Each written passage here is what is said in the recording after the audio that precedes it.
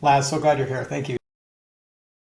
Thank you all for joining. This is such a treat for me. I suckered in JD to join, and I was like, who else should we bring on? And, he wanted to level up. So we Then added then Itai. I suckered you guys in, so you're Yeah. welcome, guys. And then he wanted somebody who was like, fine. So he added Alex, which is good. This is great. We're going to talk for 45, 50 minutes. I want to talk a little bit about partnerships because you all touched that, but much more about go to market strategy, how things work. JD, as you're going globally, and let's just see where the conversation goes. But I first want to start with some proper introductions. And so, JD, I'm going to start with you a little bit more than what's on your LinkedIn, like kind of how you got where you are. And, obviously you just changed roles a loop. So if you want to share a little bit about where you're going to, it'd be great. Sure. Anybody else feel like an inferior parent because you don't have your kids' drawings behind you the whole day?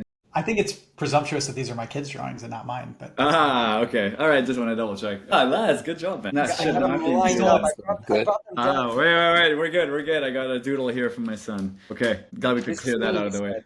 The king. The king of the office. So nice to meet you guys, or nice to see you guys. No introductions needed in this group, but I'm JD. I've been in the e-com industry for 10 years now, which is wild to think about. I think it's as long as you guys all here collectively. I had the pleasure of starting off my career at Yotpo with these two fine gentlemen, and started off out of the Tel Aviv office when we were just kind of scaling up from being kind of an app to like a SaaS platform with Salesforce and a New York office. And Alex had joined literally like I think a few months before me, and then relocated to New York and kind of grew my role in the partner function, and scaled it to where like a 20-person organization, and then joined Loop 2 years ago. I was really excited to join Loop after a wonderful 8-year run at Yotpo. I've known the founding team. That's where I met you, Aaron, and was really compelled by the problem we're solving at the stage of the business. And my role there was basically to lead the partnerships organization from a go-to-market standpoint, BD standpoint, which is basically product partnerships meets corp dev. And then about a year ago, started dabbling with this international expansion project as like a side project, and it really kind of picked up in momentum, and it just became a great time for us to go all in. And so now we have full go-to-market resources on the ground in the UK and Europe, and we're investing a ton in those geos. And that's it, Australia too. And I'll pass it over to Itai. Hard to follow. Yeah, the Itai. I've also, yeah, that 10 years in ecom. It So hits hard. yeah, I just celebrated 9 years at Yapo. I started on the CS team back in Tel Aviv. Happy days with JD, working late nights out of the office, trying to get as much coverage of US market. I moved to New York a couple of years later, so I've been here now 7 years with my wife, two kids. Over the course of the last 9 years, I've done a bunch of different roles at Yapo. So after Enterprise CS, led product partnerships. First was tech partnerships, but sort of helped turn it into more of a product function, and that's where it sits now. And started taking on sort of strategic BD and strategic partnerships, so the Googles, Facebooks, Shopify's of the world. More recently, for the last 2 years or so, I've been leading the strategy function at Yapo. So still some strategic partnerships, a lot of time doing sort of deep market research, customer research, competitors, helping make decisions on where to invest in terms of products, markets, and others, but also still enjoying my time doing some strategic BD and strategic partnerships as well. All I'll say is there was always a sigh of relief when Bengal walked into a meeting that, okay, someone knows his shit that is much smarter than everyone else in this room. Now we don't have Um, to talk as much. Wonderful. I'll have my yeah. coffee. I was just going to try to put Alex on the spot and share how he taught me everything I know at Yotpo. I remember the first weeks I came to Yotpo and he came to the Tel Aviv office and just taught me how to talk to customers and how to sell and how to renew. So I owe him a lot. So Laz, why don't you take it home? And look at you now. You're on this podcast, LinkedIn. I don't know what it's called. All right, I'll take it away. I joined the Yotpo in 2015. It was a 7-person closet. I wouldn't even call it an office. My interview with Tomer and Omri were actually inside the closet, in the closet. Probably the best experience I ever had. Head of retention for almost 3 years, and then there was a moment where CS was transforming. We were outgrowing what we were building in the first place, and joining forces with CS. And that's when I had this like crisis of what am I about to become a CSM? I kind of like the sales side of the retention. One conversation with Tomer, and he says this guy JD is moving to New York, starting up partnerships. I think you might be good at it. Why don't you talk to him? And JD was actually a really good friend of mine. So our biggest problem was like, can we really work together? Can I be your boss? I don't know. Might be too All right. sticky. Can I be his boss, just to be clear? Yes, yes. But he ended up being my boss, let's be real. More like my budget controller. Obviously, that went well. 2 weeks into the job, they shipped me off to Vegas, and I had my first Shop Talk experience, which we all just came back from, and it was just a roller coaster. And that was the moment I realized, like, yes, this is exactly what I want to spend the next 7 years doing. So grew out that team with JD. JD taught me absolutely everything. I thought it was really simple and easy, but of course it didn't turn out to be that simple and easy. 7 years into that, I took a big risk and joined a small startup that kind of exploded in my face. And then from there, I started consulting, and that was probably like the best chapter of my life. I was able to consult almost a dozen different high growth SaaS companies on partnerships and go to market and field events, marketing, and it was a very, very fast paced like learning curve for me. And then this amazing opportunity came to me with Rivo. That's another whole story that I won't get into for the time. But Rivo was just like the perfect place, the perfect time. They're having a moment. They're just exploding, and I decided I couldn't sit on the sidelines anymore. So I joined them January 1st as the CRO, and here we are. Love it. Thank you all. I'll do a very abbreviated one. Consulting MBA, ran a brand for a decade, so I feel the pain of all my customers. And I look at them, I'm like, yeah, you shouldn't be a customer of us. The bar is very high. And then I switched to commerce tech in 2017, co-founded a company called Passport that does international shipping for a bunch of D2C brands, partners with you guys in different capacities. And then I've had a very winding journey since then. Investor advisor in a bunch of companies, which is how I kind of bump into you guys kind of separately. Was the president at Loop. JD and I did not get to overlap, which is a bummer, but there can only be one, I guess. And, We're still picking up the pieces of his mess every day. That's right, man. I'm so sorry. We won't talk about Dan and the team. Don't worry about it. And then co-founded Orita about a year and a half ago. I thought I was done, and this was too good. I was thinking that I think it was literally you who was the smartest person in the room when we tried to build our partnership 5 years ago, and I never got the partnership done. And I think it was justifiably. I don't think we were going to create value for Yotpo, so I'm grateful that we still get to talk. I want to spend truly only a couple minutes about partnership stuff. You guys have all done it. I want to move the conversation more towards what is the strategy role? How does being the CRO work? When you think about kind of not just the partnerships org, but partnerships as part of go-to-market. But I would be remiss if I didn't at least start with a partnerships focused question. You can take, maybe it's in two parts, so each of you can kind of take whatever is most interesting to you. And Itai, I'm going to start with you. What is a great partnerships org? What are the philosophies of a good partnerships org? The second part of the question is how does that change with scale? Does it change with scale? Do you need different people in seat? But yeah, just on a not superficial level, but on a high level. You go and you look at a company man, they've got a really high performing partnerships org. What does that mean to you? Well, I'll start by saying that my days in partnership were alongside these two, and I always saw sort of a narrow, or I always felt like I was seeing sort of a narrow part of it. So anything I answer that has to do with partnerships, I'll keep putting up my disclaimer that it's all sort of very heavy in the product partnership side or tech partnerships or alliances, strategic alliances, or however you want to call it. So what is a good partnership? Probably right for any type of partnership. It's mutual value. It's true success for everyone. A little bit a little bit of a cliche maybe, but it's that one plus one equals three. I think that one of the things that I've always believed in, and sort of where I took product partnerships in Yotpo, was very much that it has to be that real coming from the customer's experience, coming from that true same ICP, same needs, same buyer problems. If we both can do something together that has some sort of wow, has some sort of real synergy, then that's a great partnership. So I'd probably start there. So thoughtful. All right, JD, what's on your mind? So thoughtful. No, for that's that Bengal touch, it's silky smooth. Legal touch. It's the I'm legal I'm gonna touch. be I'm gonna be blushing this whole thing. No, Just but so you know, he's a lawyer. Okay, he's yeah, fancy. by trade, he is a lawyer, so he's not gonna slip up. That's true. I of course agree with everything he said. I also think there's a brute force component of just forcing your way into the market by really being present in the right places and being in the right crowds. I the way I think about it, and when I think about the history of what made the Yotpo partnerships function so successful, and how it obviously works in other places too, it's the combination of product and go to market. Obviously you need buy-in from both parties. to make sure that like if you're pure go-to-market partnerships and you have zero product substance, like your integrations suck and it's all built, like there's no like scalable approach to how you can onboard a high volume of customers together, like it's really short-sighted. But if you can nail like the product infrastructure where you have the product team that's bought into it, product resources that are allocated to like really either building or maintaining really key integrations, but then in parallel, when I meant brute force, I meant like really showing up in the right places with the right people in the right time. You have to be in the field. And I think Zoom was probably the worst thing to happen to SaaS companies. It was the worst thing to happen to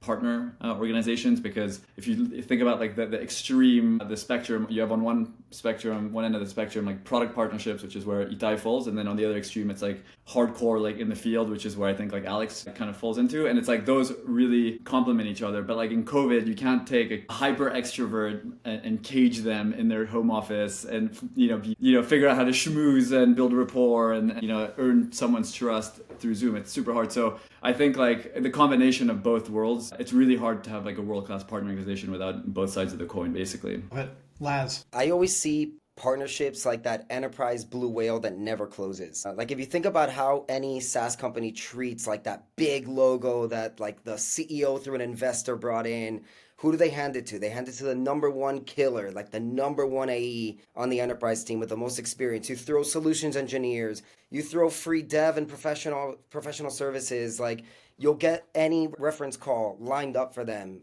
You'll even get Eric Schmidt to jump on a call to convince them that we're the right fit. Partnerships like done right, you're treating every one of them like that enterprise blue whale, but they never close, right? It's a relationship that never ends. And so you need to put that effort in forever. And as soon as you kind of simmer down that pressure, that love, that attention, that's when the relationship starts to simmer. And you ask the question of like, how do things change when you scale? Having 10 agency partners is one thing. Having 1,500 is a very different story. Probably the hardest thing of scaling is having to give up some of your favorite partners to pass them down to the team. I stole all of JD's. That was fun. But for him, I'm sure he was like tearing up. And then when you pass them forward, do you keep that relationship going? Or do you say, well, they're not mine anymore. I don't make money off these relationships anymore. And that like, as you grow up in partnerships, you realize like, yeah, maybe they're not yours today, but they can be yours tomorrow. You can switch jobs and they can become yours again. And if you really value more than just like the commission payments and the quota carrying, and you really love the friendship, you keep that going. Maybe not with all the resources you throw into it, but definitely checking in here and there. And I think that's what really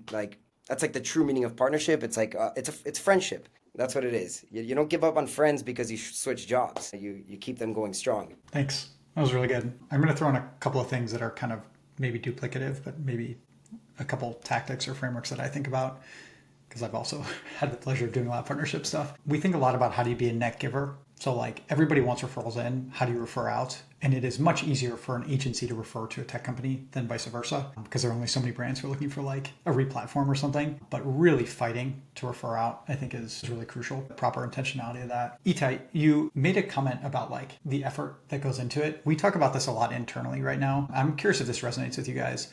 Our product, like we're early, our product changes. We're like adding new stuff, and like the product has always worked. The story has never worked. And now like we're finally catching up, which is good, right? To be on one side or the other, I'd rather have a product that works than like my side of the house be failing. All things being equal, we're in a good place. But we've always talked about retraining agencies, and now we've officially switched it to selling agencies. And it's not like selling them like in a smarmy way, but it's like we need them to understand what is the value that their customers are going to get when they work with us, and why they should think about us of like the 4,000 different partners they could think about. And so like for that, for me, it's always like, if it's not, to your point, like 1 + 1 = 3, it's just like, don't waste the time. Be kind to everybody, be helpful to everybody. Like it's a small ecosystem. Yeah. Anyway, I'll quit rambling. I'd add one thing there that I think the value exchange isn't always, yes, we all want business. So I think that's definitely a big part of the equation, but I think it's not always that, and it doesn't always have to be like, just referrals changing hands. Like I think one of the things that we've found, and I spent some time actually interviewing agencies and thinking about go-to-market from like more of like the strategy hat now. And you speak to agencies, and often what they want is not just the business. They want you to think about them as a persona, as someone that is like a user of your product, as someone that's part of your organization. How do you really like tailor like your messaging for them, make their life easy, build your product for them? Like there's more ways to, I think, bring value back to partners than only sending referrals also on the agency side. So that's another sort of big one. And definitely more for like a mature company, mature program that you can really start to think about that. But at some point, I think there's cool things you can do there too. Itai, I actually want to stay with you for a second. I'll give you a little context. So I was an advisor to Loop, and then when I came in for 6 months, I ran sales, marketing, partnerships, and then we hired people who were better than me at each of those functions, and they took over product, and then we hired somebody who was better than me at product. And then the question was, what's my next role, if there was one? And the role that we kicked around was strategy. And I couldn't wrap my head around having a strategy role without also owning product, or having a strategy role and not owning go-to-market. What does it mean to have a strategy role? Like, is it all through influence? Yeah, how does that work? Help us understand that. Because I think it's like, you've got to be at a certain scale, but I also think it's as much a mentality that even companies that are a stage or five below Yotpo still want to learn from this. So, please. So I can say what strategy is today at Yotpo, even though there's been sort of different iterations of it with different people. So I won't go too far back unless we really want to go there. But I'll start from what I do today. So I think my job actually is still split into maybe 50-50, actually strategic partnerships and more operational type stuff. Some strategic partnerships and helping understand what not necessarily managing the day to day, but being the one that comes in when a hard decision needs to happen. Like, are we going to invest big in some new Shopify capability or a different platform or a new market? So that's something I still get involved in and kind of work with the teams kind of hand in hand. M&A type opportunities is another place where you get to work with people and see some sort of progress. So yes, you don't own it maybe post deal, but there's a good chunk of time that I still sort of feel like I'm in the operational side, like I'm still talking to people, getting things done, and not just sitting there in front of Excel. The other 50% of the time is sitting there doing Excel. So JD mentioned, and it's very true about me. My dad is actually a scientist. He's a professor in biochemistry, and I always made fun of him that I will never be a scientist. But I kind of see myself today as sort of the scientist in some way. Like Yotpo is an organization that doesn't lack people that are always hungry, looking for like always looking at what's coming, what's next, what's disrupting and what's innovative and trying to like find what are others doing. And so there's a million ideas. And the truth is, and I don't say this in a bad way, just people are busy in their day-to-day job and they have a lot of ideas and often they're not all the way thought through. So I kind of see my job as the person that takes the other 50% of his time and just thinks really deeply into ideas for the sake of helping with focus. I almost feel sometimes like my job is to help say no more than like coming from BD. It was kind of shocking to me because I always thought that I'd be the one bringing more ideas and driving more ways to grow. In reality, I probably spend more of my time blocking other people's ideas. But it's still super important. Like I say that without any bit of like regret or it's such an important muscle to have, I think. So, and I get to be in all the biggest conversations. So it's a great function, I think, to have. You really lit up when you started describing how you break other people's hearts. So this is good. I like it. I make sure that we have resources for when I have an actually good idea that I can push through. Hoarding resources for his ideas. I also think, Aaron, like the size of the company matters in my opinion, because for me, it was also like a big kind of environmental shock going from like Yotpo, 1,000 employee company, to like Loop, 200 employee company. And you were at Loop when it was that size and you couldn't fathom the idea of being a strategy guy, but without also owning product. Like Yotpo has a team that does pricing. It has multiple product leaders. It has multiple go-to-market leaders. So it's a lot easier to accept like the lack of control, I think, at that scale when these teams are focused on executing like constantly. Whereas at Loop, in our context, and Rivo is like even much smaller. So like everyone has to put on the strategy hat at our level, but even more at Alex's level. And I'd say like the big piece of like where strategy, like the role strategy can play in a company of our size at Loop, 200 employees roughly, is really like constantly thinking about like what's around the corner that we're not thinking about or looking into that we should be. And not so much on like, okay, we want to make a pricing change now and we're going to execute. It's more like the long range planning. What's this company going to look like 24 months plus onwards? And then feeding that to the CEO who can, translate that into, does this align with our vision and our mission? Should we evolve our vision based on the trends that we're seeing? I actually think like 50% of Itai's time spending on like research in the lab is like exactly where it needs to be. That's where nobody's spending their time, is trying to like have these hypotheses on like the market and merchants and consumer trends and how are we positioned to capture these trends or not, or what value are we creating or capturing. So anyway, I think it's a really important role and mindset, if it's not like a full-time position in any company stage. I love it. Laz, I want to turn to you for a second. We can jump in if you want to talk strategy stuff, or else I can ask you questions about being a CRO. What do you prefer? Your call. Chef's choice. Chef's choice. All right. I'm a very bad chef, so unfortunately for you, we're going CRO. Can I just say, sorry, Aaron, I'm just going to interrupt. It's funny to hear out loud Alex is CRO, not because he's not a good one, but because it's the CLO. It's like the chief Lazoff officer who like really runs the show, who's his wife. And so we always used to joke that like, if it's not CLO approved, it's just not going to happen. So like he's the CRO, but the real boss is the CLO, who's the wife, his wife who's not on this call.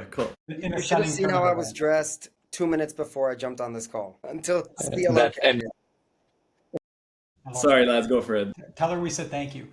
Alex, my question for you is like, first of all, like on a scale perspective, how many employees, whatever you're comfortable sharing about Rivo, is like, what does it mean to be a CRO? How are you like integrating sales, marketing, partnership success like at a company? Because you guys are obviously scaling very quickly. What's it? Yeah, kind of go and we'll follow up with questions. And anybody, please double click and whatever he says. Rivo right now is around 25 people, 2 CSMs, 2 sales, 1 ops, our CEO, which is also our main engineer. We have a CTO that we recently just brought on, a controller, not a CFO. She's amazing. And then a massive support team. Pretty large one, nearshore. Being a CRO really is, I virtually feel like 80% of my time is just enabling the market right now. So getting the name out, like Rivo's having like a really cool moment. We've won some incredible logos. Our product has improved tenfold in the last year.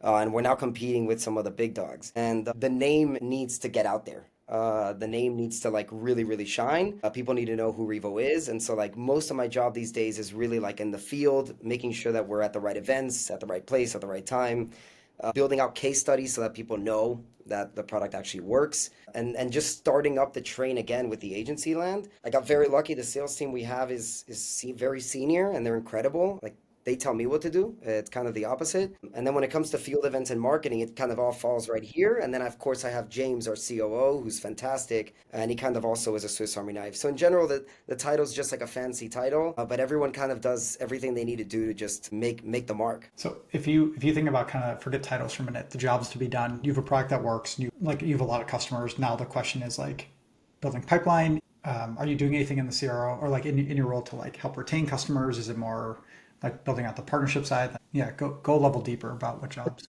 Alex, if I'm the scientist, then Alex is a psychologist. He understands people and what to like, how to ask the right question. Like that was the number one thing I learned from him. So I'm like listening in between the lines. All I'm thinking is how he's getting people to where he wants them without them even knowing.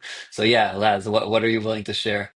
What are you actually doing? What are you selling? What are you? Well, listen, building partnerships from the ground up after having done it before. The biggest benefit is that you get in the door quickly, right? People already know you and trust you, and they're not going to ignore it's not a cold email, right? You're not sending cold emails. It's a definite massive advantage. But friendships are not going to trump like the business to be done. And for agencies, their clients are gold, right? Tech, we call it churn. Like if a client cancels it, they canceled, okay, we'll get another one. For agencies, it's a very serious thing to lose a client, especially to lose it because of bad tech. And so even though you might have like that trust and faith from where you've been and what you've done together, when you're in a new company that's smaller and just getting started in the grand scheme of things, it's definitely not like, let me give you my whole portfolio, here you go. That's a lot of my effort. Agencies have a lot of power in the tech stack for brands. Brands pay them 6 figures, sometimes more, and they expect great advice. This is why it was built at Yotpo, because we would get to the very end of a really great deal, and then it would get shown because the agency didn't know who they were. And so you have to come in from the top. The brands are not in charge of their site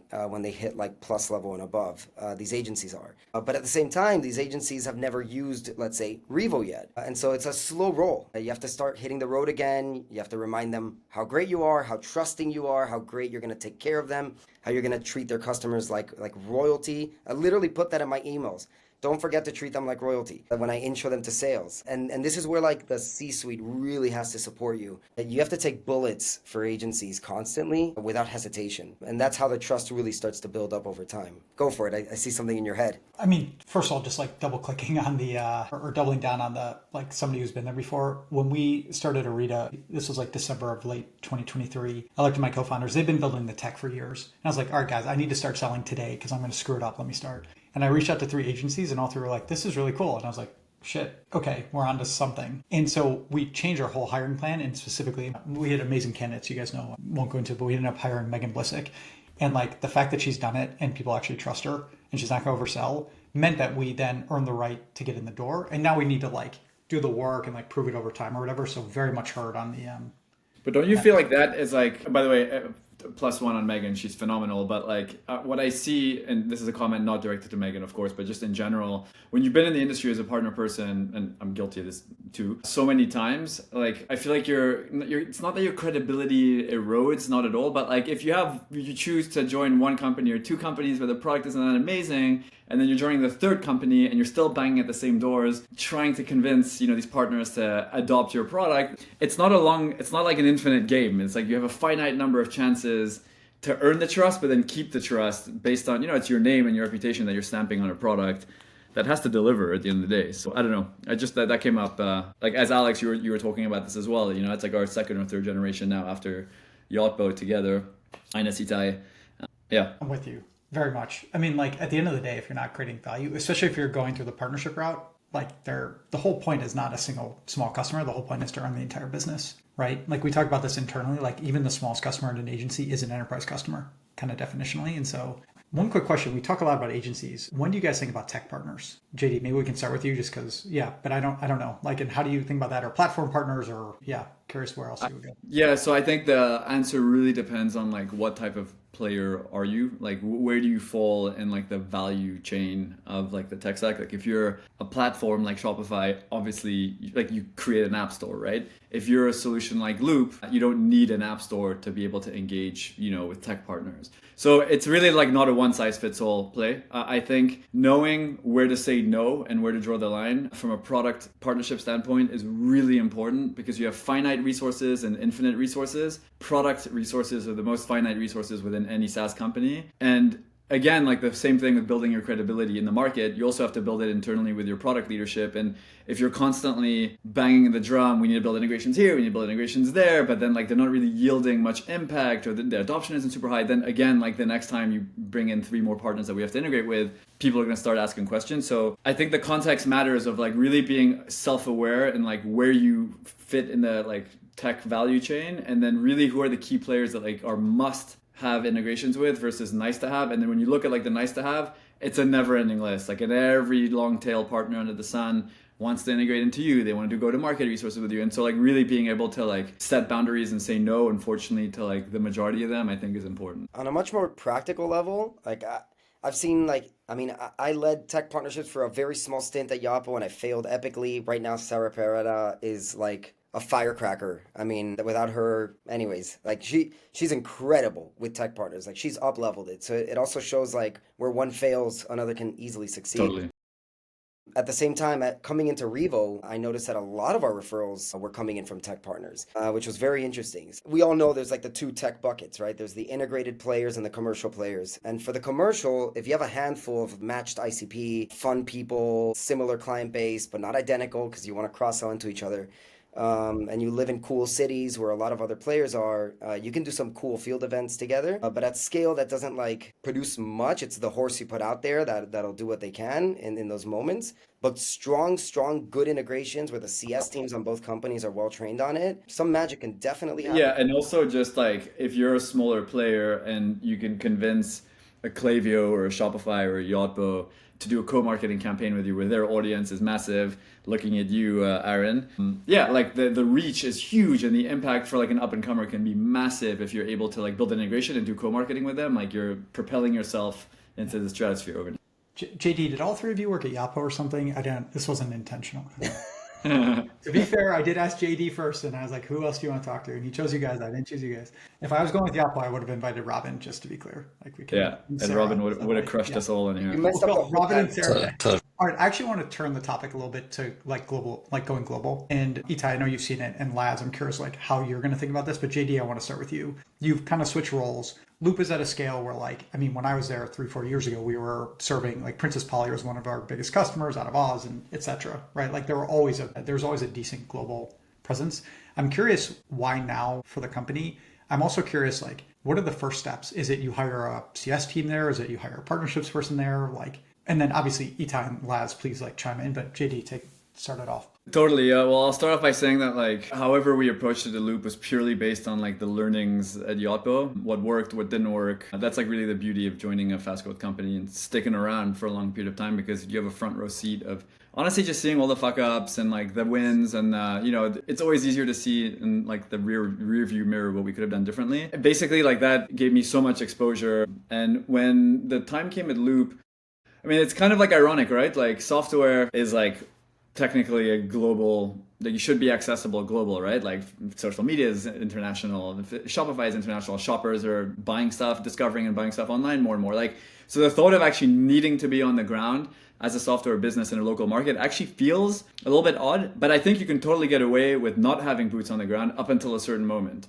Loop tends to be much more focused on enterprise, which means our price point is higher, it's a more complex sale, and more importantly, from a product standpoint, we just really needed and still continue needing to invest in like delivering great product experiences, which means we have to build integrations with 3PLs, shipping carriers, and label companies. And so like, unlike a MarTech company, for example, like we have real like product market fit integrations that will either like you have it and you can win deals and deliver the value, or you don't. And like Loop for a long time never had to really invest in building those integrations in those local markets because the US was growing like crazy, and it still is growing in the US, but really the tipping point was realizing that 50% plus of Shopify's GMV growth was coming from outside of North America. Loop is only on Shopify. We're seeing lots of like great competitors come up in these different markets, and yeah, like we're late to the party basically. And so really figuring out, okay, like we have a US based go to market team. We can kind of like bullshit our way to like a certain extent in terms of like generating demand, winning the deals.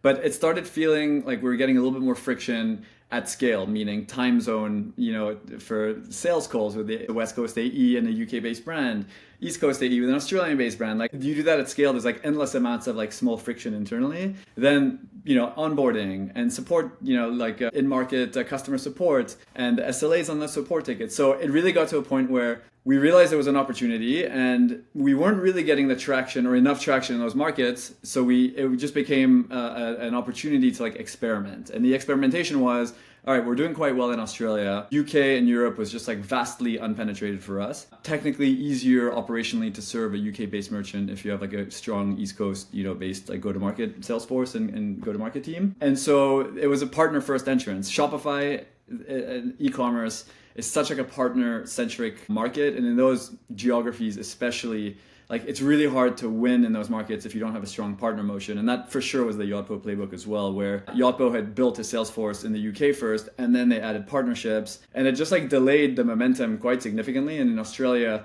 they did the opposite, partner first, get someone who can really be deeply embedded in the community, build the brand, generate the awareness, generate the pipeline, close the deals from the US, and then once you had enough to kind of sustain having local sellers on the ground, go for it. Does that matter if it's like self-serve versus an enterprise product or same? So that's the good question. Like I think if you're like a pure PLG product and that basically means you're going to be somewhat affordable enough for someone to feel comfortable, putting in their credit card, onboarding themselves, then I think it's not really, you just need good brand awareness, and it's like demand generating ads on the Shopify app store in the local market. But from a go-to-market motion, totally. For sure. Itai, keep going, please.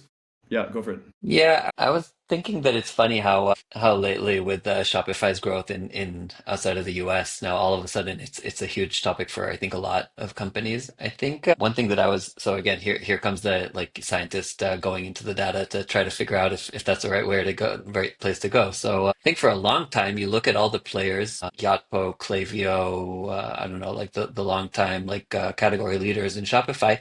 They had very similar penetration in countries that they haven't even stepped in, just by fact of being on the Shopify app market. So again, as long as you're sort of PLG, and for a long time, you didn't really have to be super localized, you didn't really have to have boots on the ground. I think it's changing now. I think just by the fact that Shopify is seeing so much more logos there and sort of talking about it so much more. I think everybody's now paying more attention and thinking about it more, which is just making it a lot more competitive. So all of a sudden the bar is higher. But yeah, I think if you're PLG, if you're starting from just getting the leads from the marketplace, it's a lot of localization, just having the language, making it simple to get live. If you're a high touch company, then yeah, I can only agree with everything JD said.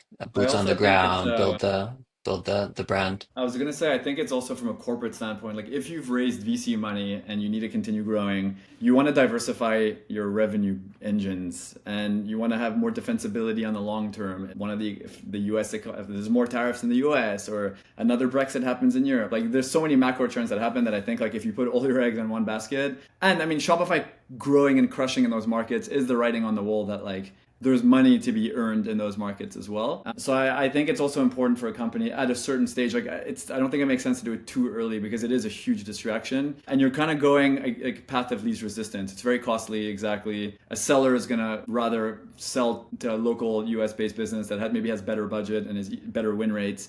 Then like it's like you have to kind of force your way in there slowly, and it's an investment. Laz, jump in, please. Yeah. PLG, before Rivo, I was running Booster SEO, which is like the #1 SEO app in the Shopify marketplace. When I joined, it was already #1 for the record. And the owner of Rivo owns Booster. That's how this transition happened. But I was running it for a year, and I did a few trips thinking, wow, I'm going to maximize this and get all these new agencies on board and fun stuff. If anyone knows me, I treat my partners extremely well. And let's just say I would have had to sign like 100,000 Booster SEO brands to make up that money back. It's like partnerships is just pricey. The flights, the hotels, the dinners, the activities, the events. So if you're PLG, which usually does mean that the price point is low enough for people to just try it out and sign up on their own, this isn't always the best angle. It's probably like the worst angle. It'll make you go bankrupt. In Shopify land, there's only two things that matter. Built for Shopify and having the most reviews. As long as you can master those things, you'll be at the top and you'll get all the downloads. And then just pour a bunch of ad money into Shopify ads. You're pretty much good to go. Why aren't we doing that then? Starting our own Shopify apps if it's so easy. Aaron, will you be our CEO? Yeah, we're looking for one. I think everybody at Orita will confirm you don't want me to be your CEO. So that's I'm also not very employable, so I think we might be at loggerheads about who does what at this company. I will be your advisor. It will be wonderful. Itai, is there anything else on the globalization side? Because I feel like Yotpo from day one obviously has been kind of definitionally global, or at least the Yotpo iteration that we all know about. Anything else that you would think about kind of in terms of like the history and when you guys went global, or any other smart takeaways? I think that you really need to understand markets, which is another, like again, if you're high touch sales, if you're really going to try to get into a market at scale and you're not just PLG and pouring money at the Shopify ad store, app market ads, you want to understand the buyer, like there's drastic changes. Like I've been looking into countries lately and actually like doing surveys and stuff and like trying to understand consumers. There's huge differences. Like SMS is an obvious one. I think we all probably know that like SMS is big in some markets, WhatsApp is huge in others. You see some categories where local players are really, really big. Like we've seen this in loyalty. Some countries are very like they go to the big global Shopify players, Yotpo, Smile, whoever. And in other cases, you just see markets where you just don't see any use of loyalty. But then you go to the websites and you see that they have a loyalty program. It's just some local player that you haven't seen. France is a big one, actually. They really like the local players in a lot of the cases. There's a lot of Netherlands loyalty too, and email actually. players. So I think there's definitely like if you're not gonna just like spray and pray or like try to throw a net, which is fine at some stages, but like yeah, when you get sort of surgical and you really want to decide where to put where to invest more and so on, I think really going deep in understanding people, potentially working with agencies is like local agencies to help you even like with initial marketing or initial like customer research is a good way to go to really understand what chances are. Thank you. All right, I want to push on one more thread. Laz, I want to start with you. I think all of us have seen enough other companies, right? Like whether we've worked for them or not, like we know what a good go-to-market work looks like, whatever. Laz, you just spent a while consulting. I think you mentioned a dozen companies. You're talking to a SaaS company, right? Like Commerce Tech, that with $1 million, $2 million in revenue, a couple hundred customers, right? So like they have something that's working, customers like them. What is the next, like when you go in and you're like looking at from the go-to-market perspective, what are you inspecting? What are you looking for? Is it like brand awareness? Is it customer love? Is it their organizational structure? Like, I'm just curious, what are I want to try to like tease out some takeaways for people who are like listening to this, who are operating and are doing a good job. And it's like, cool, what are some like non-obvious things that like, oh, actually put more pressure here? So Their budget. do they have knows me money? too well. Question number one, how much? No, I'm kidding. How much I are you would paying me say- for this? No, I'll give you the criteria of what I was looking for to even work with someone. That was critical because again, like JD said, like you can't stamp your name and reputation on just any piece of tech and expect the ecosystem to adopt it. They will the first time, not ever again though. So I was very, very careful and cautious with who I worked with and made sure that they all had very simple criteria. One was at least a 500,000 ready to invest in field events, partnerships, and marketing. I mean, Aaron, I don't want to know how much you spent on Shop Talk, but we all know how much these things are. Not 500,000. He was Please couch don't- surfing. What do you want? Megan, if you're listening, sorry. Without a serious budget to get your name out there and be in front of the right people and really invest in the market and the ecosystem penetration, like it's just not going to work at the scale that people want. So budget is a big factor. At least a 500,000 minimum separated for that. And that doesn't include like headcount. That's just budget for the field. The second thing, which was critical, was a hero brand case study. Usually if like a hero brand is a brand that everyone knows, right? And that's if someone says, do you know this brand? Like it's already a no. It has to be that obvious. Like a true classic, a Hexclad, a Princess Polly, Cuts Clothing, Chubbies, known brands globally, or at least like very much nationwide. That is like a real case study. For a brand to stamp that green and let you post it on the website is like a real sign that they do really appreciate your tech and they appreciate the services of the team. So you have to be at a certain caliber to just get there. And the third is the C-suite expectations. So this one's like super, super critical. Ramp, at least for a partner program or even like moving up market for the first time, it does take time. And like I said in the beginning, like even with all the trust, you get one lead per agency until you prove yourself and your tech to deliver. Then the floodgates open if you did it all right on that first shot. And then you have to integrate them, wait for the results to come through, put the case study together, get the brand to say, I love you. And join reference calls and now the agency's like, okay, this is impressive. But that's not just agencies, it's other brands too. Like probably 80% of Rivo's pipeline is generated through word of mouth from our own customers. I'm helping change that, trying to drive agencies in, but that just says a lot about the product and that's what I'm usually looking for. Strong case studies with really huge brands, budget that's ready to go to really hit the market hard, and a C-suite that understands that all good things take time. Can I add one, Alex, that I feel like you missed out, but that like I'm sure you would agree with, is someone who can actually execute on the work. Like if you don't have AEs that are capable of closing or a partner manager that you can train and ramp up, like then the dependency is just on you constantly to like deliver. It's all about the horse. It's all about the horse. That's how everybody at Orita wants to be thought of as a horse. So I'm very much with you. Itai, you've seen the scale, right? And like you're a scientist and you've kind of seen every aspect. I introduce you to a friendly company of mine, 2 million, 5 million ARR commerce tech companies, and you get to invest or not. What are the like other things that you're looking at to decide, yep, this is a high performing business? So want to understand the market, the TAM, of course, all the obvious. I think the founding team or like the people is probably like it goes without saying, but also it's more critical now than I think ever before. Like I'm looking at how competitive our space, e-commerce marketing tech has become. If you're not really, really in love with the problems that you're solving and the value that you're bringing, you really can't. So I think that kind of, ego is a big red flag. Anybody that just seems like honest and really in love with the problem and their customers' needs, that's where I would focus. Yeah, I'd say everything else Alex said. JD, any thoughts? You can take the other side of Alex if you just want to argue. You guys can have 5 minutes to fight if you'd like to. What's the saying, JD? You could either have a donkey you kick in the ass or a horse that runs too fast. Yeah. That's where the horse analogy comes from, just to clarify for the crowd. I love how we like touched on like the equestrian topic briefly. I love Israeli sayings. 2 birds on a tree or one in your hand. That's a homage to David Mikhaili. It's endless.